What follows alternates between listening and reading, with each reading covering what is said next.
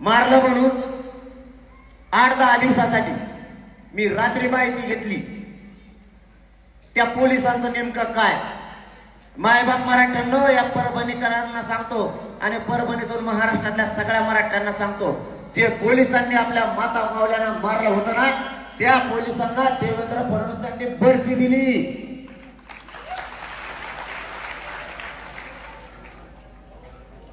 त्याला पोस्ट वाढवून दिली मारल्याबद्दल। फक्त 8 ते 10 दिवसासाठी त्यांनी निलंबित केलं। फक्त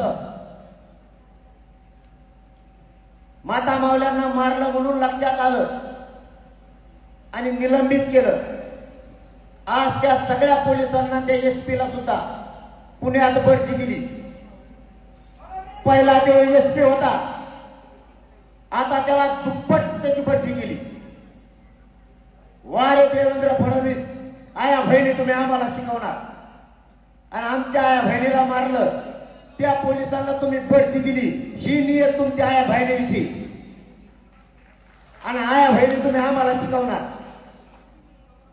त्या पोलिसांना निलंबित करण्याऐवजी, नोकरीवरून काढून टाकण्याऐवजी त्यांना मोठमोठ्या पदावर बसवलंय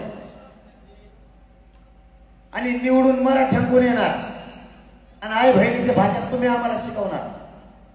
तुमच्या घरातली ती आई बहीण आणि आमची राज्यातली माता मावली ही आई बहीण नाहीये।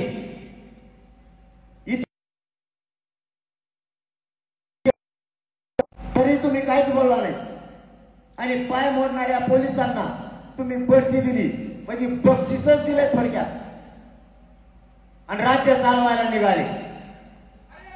तुम्ही फडणवीस साहेब, तुम्ही लय मोठी चूक केलेली।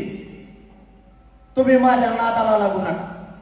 तुम्हाला मी या परभणीतून जाहीर सांगतो, तुम्ही गलत माणसाला खेटलात। तुम्ही माझ्या नादाला लागू नका।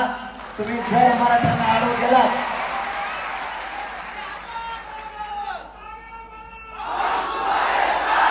तुम्ही सारखं जर मराठ्यांना सारखं तुम्ही जर आडवं करायचा प्रयत्न केला तर मी तुम्हाला सरळ केल्याशिवाय सोडणार नाही। मला तुमच्या राजकारणाचं काय देणं घेणं नाही। कोणी निवडून येण्याचं तिकडे उलटे पालटे पडा, पण माझ्या समाजाच्या पोरांचं जर वाटोळं करायला गेलं तर मी तुम्हाला नीट केल्याशिवाय सोडणार नाही। तुम्ही माझं काही करू शकत नाही। तुम्हाला नाद लागलाय मला माहिती, त्या छोट्या केसेस करून लोक घाबरवण्याचा। मी त्या भेटणारा नाहीये। दवाखान्याचा सलाईन करून आलो तुमच्या सामोर जाण्यासाठी, चौकशीला येऊ दिली कोणी ती। तुम्ही काही दावे टाकले इथं माझ्याजवळ यशस्वी होणार, तुमचं आयुष्यात स्वप्न पूर्ण नाही होऊ देणार। तुम्ही म्हणताय ना मला हरवणार आहे, ते आंदोलनातून मागे सरकवणार आहेत। आयुष्यभर तुमच्या 10 पिढ्या बी गेल्या ना, मी तुम्हाला हरणार नाही, पण ओबीसीतूनच आरक्षण देणार। तुम्ही मला नाही शिकवायचे दादागिरीची भाषा, आणि मराठ्यांना दादागिरी चांगली माहिती। यांनी इंग्रजांचं सुद्धा बुट टेकून दिलं नाही इथं लवकर, निजाम सुद्धा दुपारात हाकून लावला यांनी। तर तुम्ही कोण? तुम्ही कोणत्या झाडाचा पाला आहे?